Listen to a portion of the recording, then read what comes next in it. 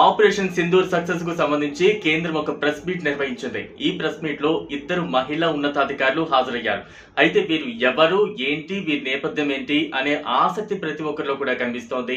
వారెవరూ కాదు, wing commander Vyomika Singh, మరొకరు కల్నల్ సోఫియా ఖురేషీ. వీరి గురించి కొంత వివరంగా తెలుసుకునే ప్రయత్నం చేద్దాం.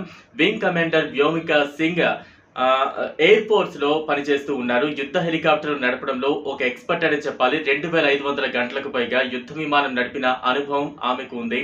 ఎత్తైన పర్వతాలు, అలాగే సముద్ర తీరాలు, ఇటువంటి భిన్న వాతావరణంలో కూడా ఆమె సమర్థవంతంగా యుద్ధ హెలికాప్టర్ నడిపారు. చాలా రెస్క్యూ మిషన్స్ కు ఆమె నేతృత్వం వహించారు. కశ్మీర్, అరుణాచల్ ప్రదేశ్ ఇటువంటి అత్యవసర పరిస్థితులు, వరదలు ఇటువంటివి వచ్చినప్పుడు కూడా ఆమె సహాయక చర్యల్లో పాల్గొన్న అనుభవం ఇక్కడ ఉంది. మరోవైపు కల్నల్ సోఫియా ఖురేషీ గురించి తెలుసుకునే ప్రయత్నం చేద్దాం.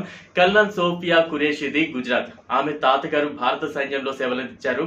తర్వాత తండ్రి కూడా కొన్ని సంవత్సరాల పాటు సైన్యంలో పనిచేశారు. ఈ నేపథ్యంలో సోఫియాకు చిన్న వయసు నుంచే సైన్యం అంటే కొంత అనుబంధం ఏర్పడింది.